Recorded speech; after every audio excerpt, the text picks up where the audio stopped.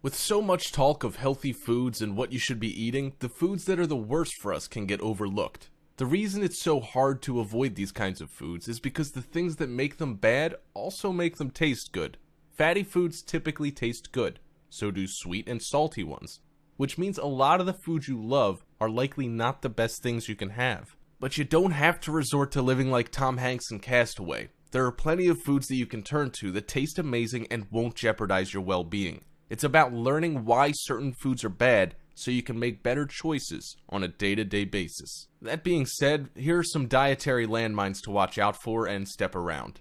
A new study published in the journal Preventing Chronic Disease revealed that 84% of packaged foods that listed 0 grams trans fat on their nutrition facts label still had partially hydrogenated oil, the main dietary source of trans fat, in the ingredient list. Current laws allow companies to round down fewer than 0.5 grams of trans fat per serving to 0. The good news? The amount of trans fat we eat has dropped in the past 30 years, according to a recent study published in the Journal of the American Heart Association. Men are consuming 32% less trans fat and women 35% less than they were in 1980. Still, 1.9% of men's daily calories and 1.7% of women's daily calories come from trans fat today. The American Heart Association recommends limiting trans fat to no more than 1% of total calories consumed. Even a few daily grams of these fats increase bad cholesterol, decrease good cholesterol, and clog arteries. And Harvard researchers estimate that trans fats cause up to 228,000 cases of heart disease and 50,000 deaths annually. Since 2 grams is the most you should have in a day, allowing food with 0.5 grams or less to call themselves trans fat free is a real problem. Simply said, you're best off avoiding trans fat containing foods completely. I'll also show you some quick examples of food rich in trans fat that you might not even be aware of. The first is non-dairy coffee creamer. Half a gram of trans fat in creamer can quickly turn into multiple, since consumers tend to use more than the serving size of a teaspoon per cup. And the typical American coffee drinker guzzles an average of 3 cups of joe per day. On many zero trans fat labels, you can find partially hydrogenated oils as the second or third ingredient listed. The second one is peanut butter. Some companies use partially hydrogenated oils to achieve a long shelf life and creamy texture, so check the label. To be safe, opt for the natural variety. Although it's chunkier, it's also healthier and normally made with just salt and peanuts, not oils loaded with trans fat. You might think that avoiding usual pizza is good, but frozen pizza is equally bad. Trans fat sneaks into the dough of many frozen pizzas, with about 0.3 grams in just one slice. San Diego mother of 2 Katie Simpson sued Nestle for $5 million last year over the use of trans fat in its frozen pizzas sold by DiGiorno, Stouffer's, and California Pizza Kitchen. The case was dismissed since she knowingly purchased and consumed the pizza. One solution? Make your own pie at home. Popcorn's unhealthy as well. I know it's your Friday night movie staple, but microwavable popcorn puts the spotlight on trans fats. The true culprits are the toppings. Butter flavoring can include 0.5 grams of trans fat per serving, while caramel flavoring can contain as many as 1.5 grams. Some extra buttery varieties can have up to 15 grams of trans fats per bag, which is all too easy to inhale in one sitting. Stay away from the microwave popcorn, says Napoli. Just do the old-fashioned air pop or use an actual oil to pop the kernels in. You might love them, but packaged cookies are the devils. Even the beloved Girl Scout cookies still sneak some trans fat in, despite a label that says trans fat free. You may be able to justify those because they only happen a few times a year, but check to see if your favorite store-bought cookies are made with partially hydrogenated cooking oils. Chances are they are, including Chips Ahoy and Keebler, although some brands like Oreos now use high oleic oils instead so they can provide shelf-stable cookies at a reasonable cost. Lastly, margarine. Margarine consumption boomed during the butter shortages of World War II, with even Eleanor Roosevelt promoting it as her toast topping of choice. But it's a recipe for trans fat overload. To create the creamy spread, liquid vegetable oils are blasted with hydrogen. The more solid the margarine, the more it's been hydrogenated. Many labels claim to have 0 grams of trans fat, but if the label lists partially hydrogenated oils, those small amounts of trans fat can add up when you slather margarine on your food. High fructose corn syrup, or HFCS, is an ingredient that didn't exist before 1960, but has a strong appeal to food manufacturers because it's so very sweet, cheap to make, and easy to store.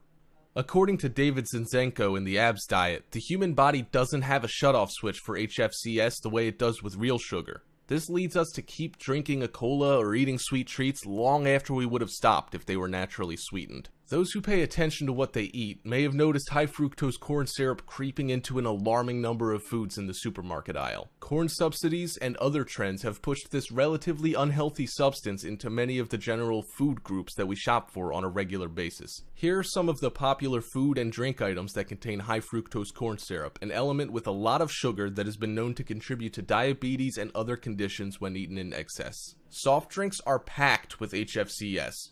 It's no surprise to most of us that soda is chock full of high fructose corn syrup. To those who aren't used to the drink, the stuff can be almost sickeningly sweet. Even diet varieties can have a large amount of this sweetener. Add the fact that soda machines can be found on the street corner, in the lobbies of buildings, and in almost any public space, and it's easy to see why obesity and sugar-related conditions are such a problem in today's world. Also, sauces and salad dressing will hurt your waistline. Most ketchup ends up on French fries, and few stop to consider that it's actually acting to make the fries unhealthier. That's because it uses high fructose corn syrup as its number 3 ingredient, at least in a bottle of America's number 1 best-selling ketchup, Heinz. There's 4 grams of total sugar, and the majority of that will come from HFCS. You might think yogurt is good, but you're dead wrong. Although many dieters add yogurt to their daily menu, they'd better watch out at the sweeteners it contains, with many of the brands using high fructose corn syrup to make them taste good. Going with a light version of yogurt no doubt means you're getting an artificial sweetener, which can be just as bad. Pay extra attention to processed snacks too. There are other items that the average consumer wouldn't think of as HFCS candidates. Look at the labels for things like breaded meats or processed potato items and make sure that the sweetener is not lurking somewhere on that label. Monosodium glutamate, also known as MSG, is a commonly used food enhancer whose taste is described as umami-like. Taste is usually divided into 4 categories: sweet, salty, sour, and bitter. Glutamate is said to have a 5th unique taste called umami, which is described as the savory flavor of meats. MSG is used to enhance this so-called umami flavor and is known to have negative side effects even when ingested in small amounts. Since MSG is found so frequently in processed foods, it is very hard to avoid, except in cases when the packaging specifically states that the product contains no MSG. Even then, manufactured free glutamic acid can be found in different forms, such as torula yeast. MSG, torula yeast, yeast extracts, and hydrolyzed proteins can raise levels of glutamate, which in turn overstimulates neurons. Synthetically produced glutamates may have different names, but are all essentially MSG. Some common glutamates strongly related to MSG include hydrolyzed proteins, autolyzed yeasts, protein concentrates, yeast extract, glutamic acid, and the list goes on.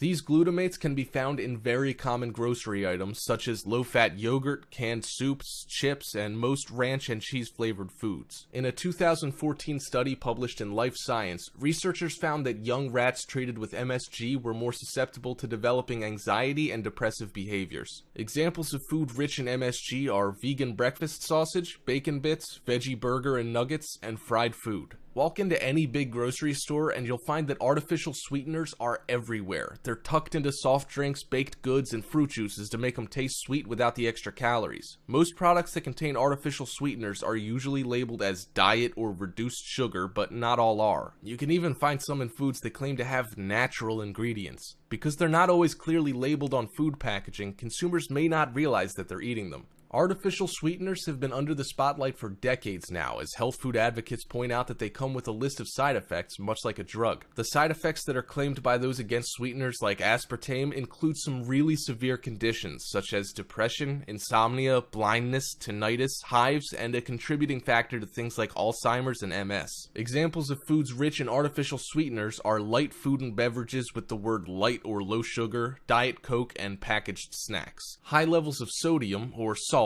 can really wreak havoc on your body. Not only does it cause you to retain water, but it also increases blood pressure and can lead to complications with the heart. Almost all heart patients are put on a low-sodium diet, whether they suffered a heart attack, stroke, or are at risk for them. It makes sense to watch your sodium levels long before it reaches the point of a doctor telling you to do so or forcing you onto a diet to help save your life. Foods high in sodium are cheese, salty snacks, frozen meals, bread, and tortillas. Foods high in calories can really add to your waistline in a hurry if you're not careful. The reason they're so sneaky is because you can consume hundreds of calories quickly and not even be aware of it. A popular dieting theory is that the fewer calories taken in, the more weight you'll lose, all else being equal. That's why you see people going on low-calorie diets and trying to burn calories in the gym. You don't have to go to extremes, but minding the calories you consume will lead to a healthier you. Examples of food choices high in calories are pasta dishes, chocolate, and chia seeds. It's not as if you have to go low carb or no carb, but you should still keep an eye on your carbohydrate intake. In fact, there's even a recommended daily allowance set at 130 grams. Why are too many carbs unhealthy? Foods high in carbohydrates will be digested quickly and tend to increase your blood sugar levels. This causes a release of insulin, which produces glycogen, which gets stored in the body as fat. They're also responsible for making you feel hungry again quickly and can lead to more eating and overeating than would otherwise happen. Examples are bagels, coffee drinks, and movie popcorn.